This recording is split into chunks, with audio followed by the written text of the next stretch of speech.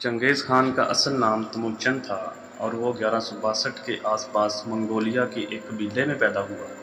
اس کا تعلق منگول قبیلے کی بورجیگنز قبیلے سے تھا۔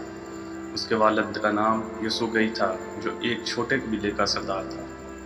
تموچن کا بچپن سخت مصیبتوں میں گزرا۔ جب وہ 9 سال کا تھا اس کے والد کو زہر دے کر قتل کر دیا گیا۔ اس کے بعد قبیلہ اس کے خاندان سے منہ مڑ گیا اور وہ غربت و بھوک میں پل بھر کر بڑا ہوا۔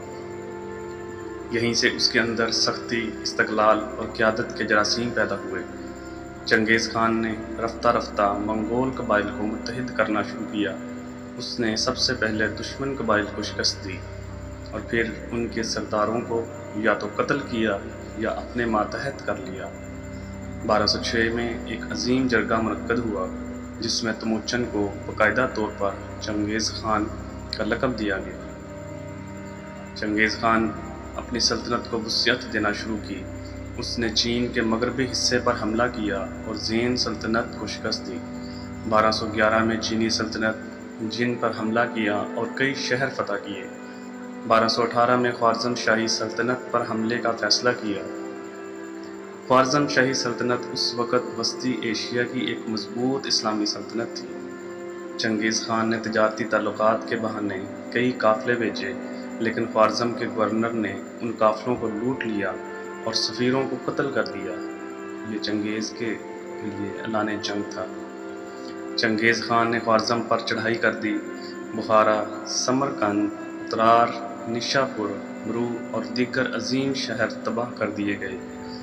لاکھوں مسلمانوں کو بے دردی سے قتل کیا گیا۔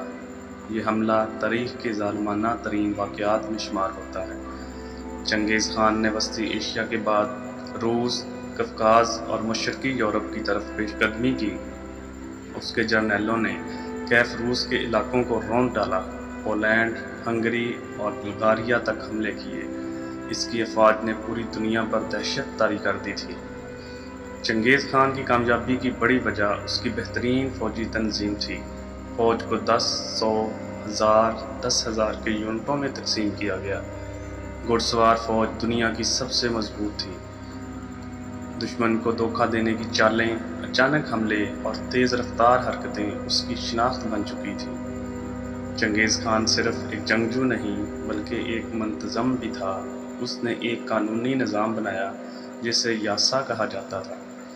اس میں جھوٹ، چوری اور بدعہدی کی سخت سزائیں تھیں۔ فوجی نظم و ضبط، اطاعت اور اتحاد پر زور دیا گیا۔ مذہبی آزادی دی گئی۔ چنگیز خان 1227 میں ایک فوجی مہم کے دوران انتقال کر گیا۔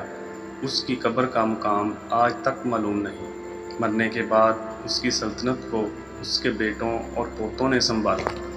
چنگیز خان کے اثرات مثبت پہلو: تجارتی راستوں کو محفوظ بنایا، سلک روٹ کو دوبارہ فعال کیا، ایک متحد سلطنت قائم کی جو چین سے لے کر یورپ تک پھیلی ہوئی تھی۔ اس کے منفی پہلوؤں میں لاکھوں افراد کا قتل عام، اسلامی تہذیب کے عظیم مرکز کی تباہی، علم و ادب کے خزانے جلا دیے گئے۔ چنگیز خان تاریخ کا ایک انتہائی متنازع کردار ہے۔ وہ ایک طرف بہادر، منتظم اور عظیم حکمران تھا تو دوسری طرف سفاک، ظالم اور خون ریز جنگجو بھی۔ اس کی سلطنت کا اثر کئی صدیوں تک دنیا پر رہا اور آج بھی تاریخ میں اس کی شخصیت ایک پراسرار اور پراثر مقام رکھتی ہے۔